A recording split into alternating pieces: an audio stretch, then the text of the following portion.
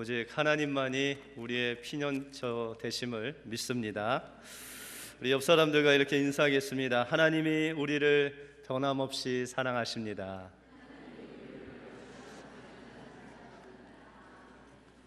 우리는 쉽게 변하지만 우리 주님은 여러분들 향한 사랑이 변하지 않을 줄 믿습니다. 그 사랑으로 사시는 여러분들의 삶이 되시길 바랍니다. 어느 신학교에서 공부하는 신학생이 있었습니다. 근데 이 신학생이 공부를 열심히 해야 되는데 공부는 안 하고 기도를 열심히 했습니다. 그래서 시험이 다가오는데 교수님이 아무리 타일러도 이 학생이 공부는 안 하고 기도실에 가서 기도만 하는 것이었습니다. 그러면서 그가 이야기하기를 분명히 주님께서 구하는 이마다 받을 것이요 두드리는 이에게 열릴 것이니라 라고 말씀하셨다는 것입니다. 그래서 이제 시험 시간이 돼서 그 학생이 시험 문제를 딱 받아봤는데 아무리 기도를 열심히 했지만 공부를 안 했기 때문에 아는 것이 하나도 없었습니다. 그래서 그는 아는 것이 없어서 그 문제지에 이렇게 썼다고 합니다. 하나님은 다 아십니다. 그리고 이제 시험지를 당당하게 교수님께 내고 교실을 빠져나갔다고 합니다. 담당 교수가 이제 채점을 하려고 딱 보니까 거기에 하나님은 다 아십니다라고 써 있어서 교수님도 그 채점란에 이렇게 썼다고 합니다. 하나님은 다 아시니 100점, 학생은 다 모르니 0점 이렇게 썼다고 합니다. 여러분들 시험에는 공부라는 과정이 필요합니다. 내가 얼마나 공부를 하느냐, 그게 좀 힘들고 어려워도 공부를 해야 좋은 점수를 받을 수 있습니다. 여러분들 믿음도 마찬가지입니다. 우리가 주님이 주신 그 믿음을 선물로 받았지만 그것에 만족하지 않고 우리가 믿음의 행동, 믿음의 실천, 또 그 말씀을 붙잡고 인내로 살아갈 때 하나님께서는 우리의 삶 속에서 성의 열매, 말씀의 열매를 맺어 주신다는 것입니다. 그러면 우리의 신앙생활에 있어서 믿음의 시련이 올 때 우리는 어떻게 그것을 극복해야 되는지 오늘 본문을 통해서 살펴보겠습니다. 먼저 믿음의 시련이 올 때 우리는 믿음의 반석 대신 예수 그리스도의 십자가 사랑을 기억해야 됩니다. 시험에는 보통 세 가지가 있습니다. 첫 번째는 이 시험이라는 테스트라는 시험입니다. 여러분들 아까 말씀드렸듯이 그 학생이 준비해서 해야 되는데 준비하지 않고 하면 별로 점수가 좋지 않은 것 같이 하나님은 때때로 우리의 삶 속에서 하나님께서 주신 말씀을 잘 아는가 테스트한다는 것입니다. 두 번째로는 마귀가 주는 유혹이 있습니다. 이 유혹의 시험은 마귀를 통해서 오는데 이것은 믿는 사람들을 어떻게 하든지 넘어뜨리기 위해서 주는 유혹, 시험이라는 것입니다. 마지막 시험은 시련이라는 시험입니다. 트라이얼이라는 이 시험은 믿는 자들의 신앙을 더욱 정결케 하고 하나님 앞에서 우리를 더욱더 정금같이 그렇게 순수하고 거룩하게 만들기 위해서 하나님께서 우리에게 허락하신 시험이라는 것입니다. 그런데 오늘 본문 말씀에 말씀하시는 여러 가지 시험이라는 것은 이 세 번째 시험인 시련을 이야기하고 있다는 것입니다. 세상 사람들은 사랑을 하다가 어려워지면 실패를 하면 어떤 이야기를 하냐면 아픈 만큼 성숙한다 라는 이야기를 합니다. 다시 말해서 우리가 사랑을 한다고 했는데 그 사랑을 실천을 안 하면 사랑을 뭔지 잘 모른다는 것입니다. 근데 사랑을 해보면 실패를 하든 성공을 하든 그 과정 속에 우리가 사랑을 알게 된다는 것입니다. 근데 이 믿음도 마찬가지로 우리가 이 믿음을 가지고 살아봐야 하나님께서 이 믿음에 대한 얼마나 하나님께서 주신 이 믿음이 값진가를 우리의 삶 속에서 깨닫고 또 믿음에 대해서 우리가 알아간다는 것입니다. 근데 우리가 믿음의 삶을 살아갈 때 가장 중요한 것이 이 믿음의 기초가 가장 중요하다는 것입니다. 여러분들, 믿음의 기초가 무엇입니까? 예수 그리스도의 그 십자가의 사랑을 통해서 우리가 거듭난 것입니다. 새 사람이 된 것입니다. 이 구원의 기쁨이야말로 세상이 빼앗을 수 없는 가장 중요한 믿음의 기초라는 것입니다. 여러분들, 우리가 스포츠를 운동을 하나 배우려고 해도 이 기초가 가장 중요합니다. 예전에 1990년대 이 볼링이라는 스포츠가 운동이 되게 유행을 한 때가 있었습니다. 그래서 저도 한 일주일에 한두 번은 볼링을 치러 간 적이 있었던 것 같습니다. 그런데 제가 볼링을 치러 갈 때마다 한 라인에서 어떤 여자 선수가 어떤 남자 코치에게 이 볼링을 배웠습니다. 근데 제가 그 볼링장을 한 6개월 정도 가면서 그 여자 선수를 유심히 살펴봤습니다. 그런데 다른 것 안 가리키고 그냥 똑같은 자세, 똑같은 그 볼을 던지는 것을 무려 6개월이나 배우고 있었습니다. 제 마음속에는 저래서 어떻게 좋은 프로 선수가 될까라고 그렇게 생각했습니다. 그런데 한 1개월이 지나고 2개월이 지나고 6개월 후가 됐는데 그 여자 선수가 던지는 족족 다 스트라이크, 다 들어가는 것입니다. 때로 이제 하나가 남아도 스페어 처리를 얼마나 잘하는지 모릅니다. 근데 저의 실력은 처음에는 조금 잘하는 것 같은데 한계가 있더라고요. 들쑥날쑥합니다. 왜냐하면 기초가 잘 되어 있지 않았기 때문입니다. 여러분들, 믿음의 삶을 통해서도 그렇습니다. 여러분들의 믿음의 어떤 주기를 보면 그것이 들쑥달쑥 하시면은 그거는 믿음의 기초가 조금 모자른 겁니다. 우리가 믿음의 기초, 다시 말해서 그 주님의 십자가 사랑이 우리 삶 속에서 완전히 배어 있으면 어떠한 시련이 와도 그것을 이길 수 있는 능력이 바로 주님의 그 십자가를 통해서 우리에게 공급된다는 것입니다. 그러므로 우리는 이 믿음의 기초를, 주님의 그 십자가를 늘 시련이 올 때마다 바라보면서 주님이 그 십자가를 통해서 고난을 견디듯 우리도 그 십자가의 사랑을 생각하면서 그 고난을 견딜 때 우리는 믿음의 시련을 이겨나갈 수 있다는 것입니다. 그런데 오늘 본문에 보면 이런 시련이 찾아올 때 그 십자가의 사랑을 어떻게 믿음으로 보느냐, 그 말씀을 하고 있습니다. 여러분들, 2절에 보시면 내 형제들아 너희가 여러 가지 시험을 만나거든 온전히 기쁘게 여기라 라고 말씀하고 있습니다. 여러분들, 시련이 오고 어려움이 오면은 여러분들 기뻐할 수 있겠습니까? 오늘 본문을 자세히 보시면 너희가 여러 가지 시험을 만나거든 너희가 기뻐하라 라고 그렇게 말씀하지 않았습니다. 여러분들이 기쁘게 여기라 라고 말씀하고 있다는 것입니다. 다시 말해서 여기서 기쁘게 여기라는 것은 하나님께서 우리에게 믿음의 시련을 줄 때 그 기쁨을 우리에게 당장 보이도록 주시지는 않았지만 그 시련의 끝에 하나님이 주실 그 기쁨을 보면서 그것을 소망하면서 기쁘게 여기라 라고 말씀하는 것입니다. 어떻게 보면 믿음으로 그것을 내 것으로 가진 것 같이 살아라 라고 그렇게 말씀하고 있습니다.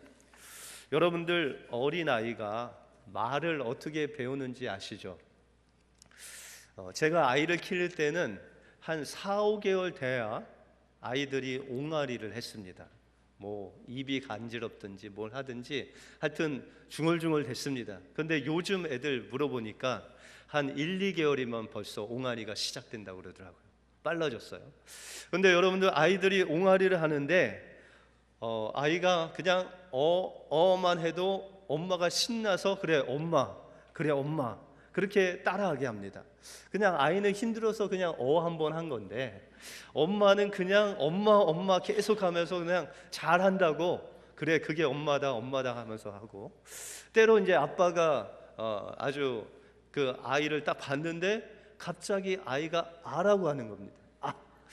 뭐 아이가 뭐가 좀 찔려서 아라고 할 수도 있는데 애가 아빠라고 했다고 그 아빠가 막 눈물이 글썽거리는 그런 아버지도 봤습니다. 여러분들, 아이가 그냥 아 한 번, 한 번 한 건데 엄마 아빠는 그게 아빠 엄마라고 한 것으로 믿고 그냥 계속 엄마 아빠를 강조해서 따라하게 합니다. 그런데 신기하게도 그 아이들이 좀 몇 개월 지나면 정확하게 아빠 엄마를 이야기해냅니다. 바로 이것이 우리가 기쁨으로 여긴다는 것입니다.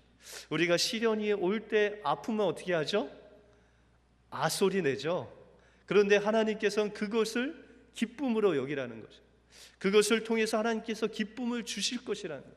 그것을 가지고 우리 삶 속에서 기라는 소리도 나오지 못하는데도 불구하고, 부족함에도 불구하고 우리가 믿음으로 하나님이 주실 믿음과 또한 기쁨을 바라보면서 나갈 때 하나님께서는 언젠간 우리에게 세상이 줄 수 없는 그 기쁨을 벌써 허락해 놓으셨다는 것입니다. 이것이 바로 믿음으로 주님을 바라보면서 또한 십자가 그 사랑을 우리가 인내로 감당하고 우리의 삶 속에서 믿음의 삶을 사는 그런 방법이라는 것입니다.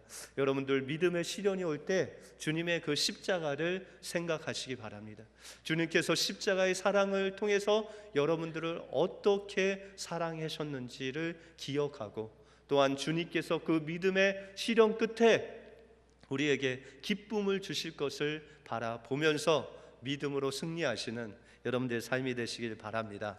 두 번째, 믿음의 시련이 올 때 우리는 인내로 생명의 열매를 맺어야 됩니다. 인내는 우리가 사전적으로 보면 어려움이나 괴로움을 참고 견디는 것, 그것이 인내입니다. 오늘 3절에 보시면 이는 너희의 믿음의 시련이 인내를 만들어내는 줄 알미니라 라고 그렇게 말씀하고 있습니다. 우리에게 여러 가지 시련과 어려움이 올 때 그것을 인내를 해야 되는데, 그 인내의 기초, 믿음의 기초가 바로 예수님의 사랑이다 라고 말씀드렸습니다. 예수님께서 우리를 이처럼 사랑하신 것 같이 그 사랑 생각하면 우리가 참을 수 있다는 것입니다. 그러면 우리가 어떻게 구체적으로 인내하며 살아갈 수 있겠습니까? 주님은 우리에게 말씀하셨습니다. 너희에게 향하신 하나님의 뜻이 무엇인지를 하나님이 말씀해 주셨는데, 우리가 데살로니가 전서 5장 16절에서 18절에 보시면 항상 기뻐하라, 그죠? 주님이 말씀하셨어요. 그러면 우리가 시련이 올 때도 이 말씀 붙잡고 항상 기뻐하는 거예요. 쉬지 말고 기도하라고 그랬어요. 하나님께서 우리를 향하신 뜻이래요. 그러면 시련이 와도 그 말씀 붙잡고 나가는 거예요. 여러분들, 하나님께서 주신 말씀 붙잡고 그것을 우리 마음속에 잉태하여 나갈 때 언젠가 주님께서는 그 말씀의 열매, 생명의 열매를 맺어 주신다는 것입니다. 여러분들, 자녀를 얻을 때 여러분들 아내들 또 이 엄마들이 얼마나 고생했는지 모릅니다. 그죠? 뭐 저와 남편들은 간접적으로 경험했기 때문에 잘 모르지만, 그래도 보는 것만 해도 조금 마음이 그럴 때가 있었습니다. 저희 가정도 첫째를 하나님이 주셨는데 한 1, 2개월 후에 저희 아내가 직장 생활을 열심히 했는데 이 아이를 임신하고 열심히 일하다 보니까 아이에게 조금 문제가 생겼습니다. 그래서 산부인과를 갔더니 그 의사가 이야기하기를 반유산입니다 라고 그렇게 이야기하더라고요. 근데 저는 그때 이제 첫째 아이를 가졌기 때문에 이 반유산이라는 그 단어가 저에게 너무나 익숙지 않고 이 속에 화가 나더라고요. 유산이면 유산이고 아니면 아니지, 반유산은 뭐냐. 그래서 병원을 옮겼습니다. 그 단어를 안 쓰는 병원으로 옮기자. 그래서 병원을 옮겼는데 거기는 마침 그 의사가 이야기하기를 산모가 좀 무리했기 때문에 한 달 정도 안정을 취하면 괜찮다는 거예요. 이 반유산이라고 이야기하는 거하고 한 달 안정 취하면은 괜찮다는 거하고 완전히 천지 차이더라고요. 그래서 정말 한 달 정도 안정을 취하니까 산모와 태아가 건강해졌습니다. 그런데 아이를 낳기 한두 달 전에 이 산모가 감기가 걸렸어요. 그런데 이 감기에 기침 감기에 걸렸는데 거의 12시에서 밤새도록 기침을 끊이지 않고 하는 겁니다. 저는 그런 기침을 처음 봤습니다. 여러분들 감기에 걸리면 뭐 드시죠? 약 드시면 되잖아요. 그런데 이 산모는 약을 못 먹잖아요. 그러니까 그 기침을 밤새 하는 겁니다. 여러분들, 우리 어머니 되시는 분들은 이런 경험 한 번씩은 다 하셨죠. 그죠? 아이를 낳기 위해서 그 어려움. 그런데 그 어려움을 어떻게 그렇게 견디셨어요? 무엇을 바라보고? 조금만 있으면 이 생명이 나올 것을 바라보면서 그 9달을 그렇게 인내하고 참고 어려움이 있어도 견디신 거예요. 여러분들, 우리 믿음의 그 인내도 마찬가지입니다. 주님께서 우리에게 말씀을 주시면 그 말씀을 우리의 마음에 품고 그 말씀의 열매를 맺기 위해서 달려갈 때 하나님께서는 언제 그 말씀의 열매를 맺을 줄 우리는 알지 못해요. 어떤 사람은 1년이 걸리고 어떤 사람은 평생 가족을 위해서 기도하고 말씀을 붙잡고 기도했는데 거의 한 30년 만에 응답받으신 분도 있습니다.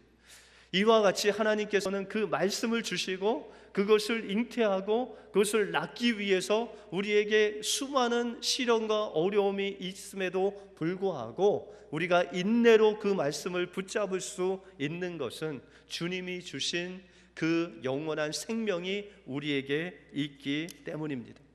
여러분들, 예수님께서 십자가의 고난을 받으실 때 그 십자가에서 못 박히셔서 몇 시간 동안 있으셨죠? 6시간 동안 십자가에 있었어요.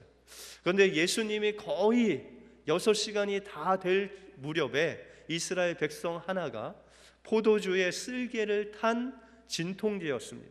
그거는 여러분들 아픔이 올 때 진통제 먹지 않습니까? 못에 달린 그 예수님이 얼마나 고통스러웠겠습니까? 그 고통을 줄이기 위해서 아주 강력한 진통제를 만들어서 예수님 앞에 드립니다. 쓸개를 탄 포도를 드렸는데 예수님이 맛을 보시고 그것을 먹지 아니하셨습니다. 예수 그리스도께서 여러분들을 잉태하시고 모든 인류를 낳기 위해서 그 고난을 참으시되 온전히 참으셨어요. 타협하지 아니하셨어요. 그 진통제 먹지 아니하시고 온전한 주님의 물과 피를 흘려 목숨과 생명을 주시기까지 우리에게 그 모든 것을 다 주심으로 온전한 인내를 통해서 여러분들과 저가 예수 그리스도를 통해서 구원받게 된 것입니다. 그래서 오늘 12절에 보시면 시험을 참는 자는 복이 있도다. 이것에 옳다 인정함을 받은 후에 주께서 자기를 사랑하는 자들에게 약속하신 생명의 면류관을 얻을 것입니다 라고 말씀하셨습니다. 때때로 우리의 삶 속에서 시련이 찾아옵니다. 그런데 이것은 그 시련을 통해서 하나님이 주신 말씀을 붙잡고 인내로 나갈 때 하나님께서는 생명의 구원의 열매를 맺게 하시려고 우리에게 믿음의 시련을 허락해 주신다는 것입니다. 주님께서 주신 그 믿음의 시련이 올 때 주님께서 그 말씀을 통해서 생명의 열매를 맺게 하실 것을 바라보면서 인내하심으로 주님이 주시는 그 생명의 면류관을 받아 누리시는 여러분들의 삶이 되시길 바랍니다. 마지막으로 믿음의 시련이 올 때 우리는 기도를 통해서 온전한 믿음을 소유할 수 있습니다. 하나님께서는 우리에게 신앙을 주시되 그 신앙이 온전하고 거룩하길 원하십니다. 오늘 4절에 보시면 인내를 온전히 이루라. 이는 너희로 온전하고 구비하여 조금도 부족함이 없게 하려 하심이다 라고 말씀하고 있습니다. 여기서 온전한 단어는 온전하다라는 것은 동전의 앞면과 뒷면이 다 있는 것입니다. 동전에 앞면이 있는데 뒷면이 없거나 뒷면이 있는데 앞면이 없으면 그것은 온전한 동전이 아닙니다. 우리의 믿음이 온전하다라고 했을 때는 우리의 믿음이 앞면과 뒷면, 다시 말해서 우리가 믿음으로 고백하는 것과 우리가 믿음으로 사는 것, 이 두 가지가 일치할 때 우리의 믿음이 온전하다라고 말할 수 있다는 것입니다. 그래서 하나님께서는 우리의 이 믿음을 온전히 만들기 위해서 하나님께서는 믿음의 그 시련을 우리에게 허락해 주신다는 것입니다. 근데 여러분들, 믿음이 있고 예수 그리스도로 거듭났다고 하지만 어떤 시련이 올 때 그것을 우리가 넉넉히 이길 수 있는 힘이 우리에게 없다는 것입니다. 때로는 넘어지고, 때로는 낭망하고, 때로는 좌절할 수밖에 없는 우리 연약한 인생일 수밖에 없는 것은 우리의 육신이 있기 때문입니다. 이 연약한 육신을 가지고 있기 때문에 우리는 시련이 오고 시험이 오면 쉽게 좌절하고 실족할 수밖에 없다는 것입니다. 그때 하나님께서 우리에게 도움을 주시는데, 오늘 5절에 보시면 너희 중에 누구든지 지혜가 부족하거든 모든 사람에게 후히 주시고 꾸짖지 아니하시는 하나님께 구하라 그리하면 주시리라 라고 말씀하고 있다는 것입니다. 다시 말해서 여러분들에게 시련이 옵니다. 믿음의 시련이 옵니다. 애매하게 고난을 받습니다. 그런데 거기에 그 믿음의 시련을 이길 수 있는 지혜가 있다고 합니다. 어떻게 그것을 잘 통과할 수 있을까? 그것을 주시는 것이 하나님의 지혜라는 것입니다. 그런데 이 하나님께서 주시는 지혜, 우리 전도서에 보면 지혜를 하나님의 말씀이라고 합니다.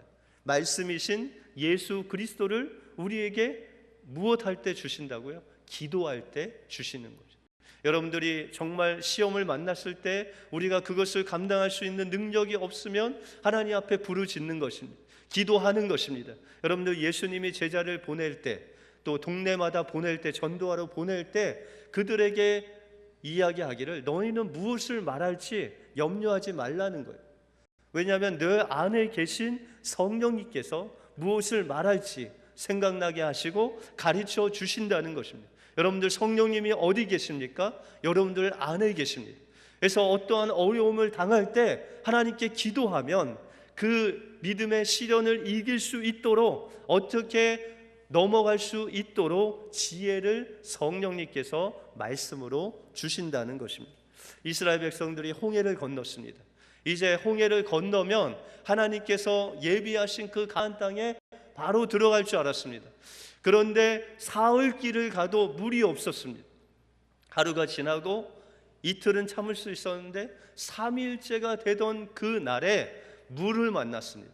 마라라는 곳에 물을 만났는데 그 물을 먹으려고 하니 그 물이 써서 쓴물이라 먹을 수가 없었습니다. 그래서 이스라엘 백성들이 모세를 막 원망합니다. 왜 우리를 이곳에 오게 해서 물도 못 먹고 목말라 죽게 하냐라고 원망을 합니다.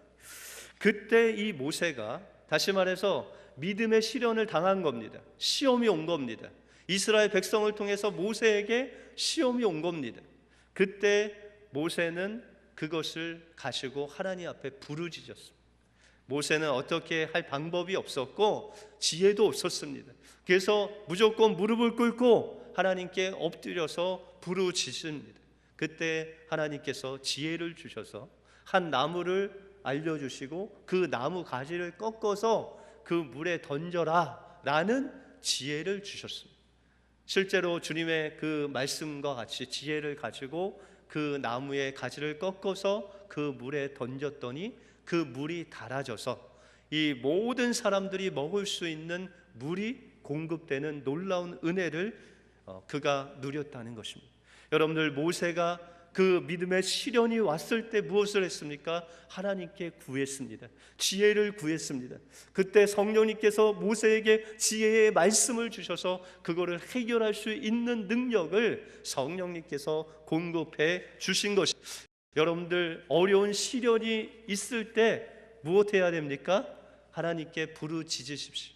여러분들, 하나님 앞에 매달리십시오. 하나님 앞에 기도하시기 바랍니다. 그러면 성령님께서, 우리 안에 계신 성령님께서 지혜로, 말씀으로 기도의 응답을 하셔서 그 말씀대로 우리가 순종하면 그 지혜를 통해서 우리가 그 시험을 넉넉히 이길 수 있는 능력이 바로 성령님께서 주시는 그 지혜의 말씀을 통해서 우리가 그 시련을 이길 수 있다는 것입니다. 우리가 믿음의 삶을 살다 보면 여러 가지 시험을 당할 수 있습니다. 그때마다 주님의 십자가를 생각하시고 또한 그 십자가의 사랑과 함께 주님께서 주시는 그 말씀의 열매를 바라보면서 하나님 앞에 기도하시기 바랍니다. 부르짖기 바랍니다. 그 기도를 통해서 주님이 주시는 그 지혜로 그 시련을 온전히 감당하심으로 주님께서 주시는 그 생명의 면류관을 누리시는 우리 은혜교회 모든 성도님이 되시기를 주님의 이름으로 축원드립니다.